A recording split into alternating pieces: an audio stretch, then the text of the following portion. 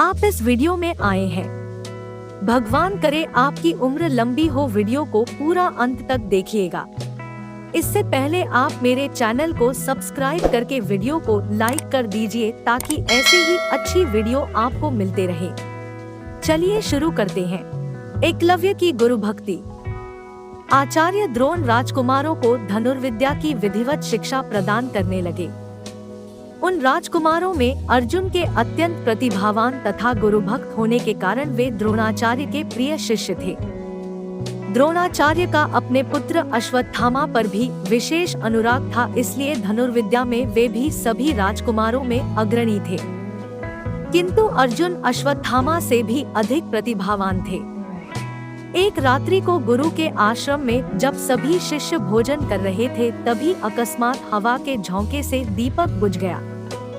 अर्जुन ने देखा अंधकार हो जाने पर भी भोजन के कौर को हाथ मुंह तक ले जाता है। इस घटना से उन्हें यह समझ में आया कि निशाना लगाने के लिए प्रकाश से अधिक अभ्यास की आवश्यकता है, और वे रात्रि के अंधकार में निशाना लगाने का अभ्यास करना आरंभ कर दिया। गुरु द्रोण उनके इस प्रकार के अभ्यास से अत्यंत प्रसन्न हुए।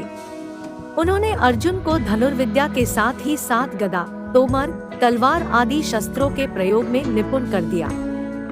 उन्हीं दिनों हिरण्यधनु नामक निषाद का पुत्र एकलव्य भी धनुर्विद्या सीखने के उद्देश्य से द्रोणाचार्य के आश्रम में आया, किंतु निम्न वर्ण का होने के कारण द्रोणाचार्य ने उसे अपना शिष्य बनाना स्वीकार नहीं किया।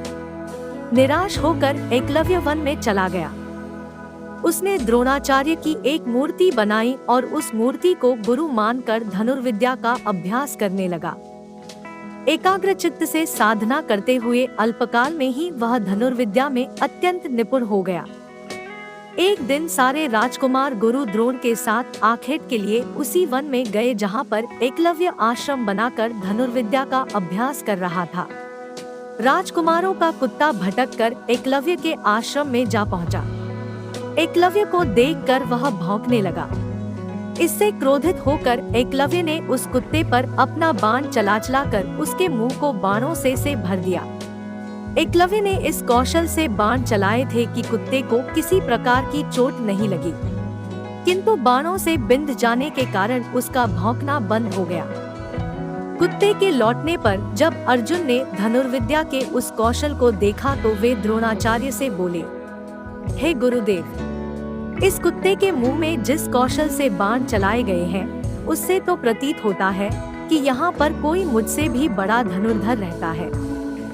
अपने सभी शिष्यों को लेकर द्रोणाचार्य एकलव्य के पास पहुँचे और पूछे, हे वत्स, क्या ये बाण तुम ही ने चलाए हैं?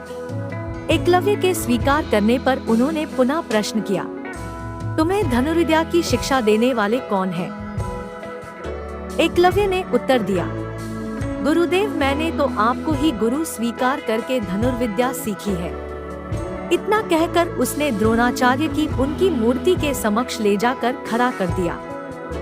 द्रोणाचार्य नहीं चाहते थे कि कोई अर्जुन से बड़ा धनुर्धारी बन पाए। वे एकलव्य से बोले, यदि मैं तुम्हारा गुरु हूँ तो तुम्हें मुझको गुरुदक्षिणा देनी होगी। एकलव्य बोला, गुरुदेव, गुरुदक्षिणा के रूप में आप जो भी मांगेंगे मैं देने के लिए तैयार हूँ। इस पर द्रोणाचार्य ने एकलव्य से गुरुदक्षिणा के रूप में उसके दाहिने हाथ के अंगूठे की मांग की। एकलव्य ने सहर्ष अपना अंगूठा दे दिया। इस प्रकार एकलव्य अपने हाथ से धनुष चलाने में असमर्थ हो गया तो अपने पैरों से धनुष चलाने का अभ्यास करना आरंभ कर दिया।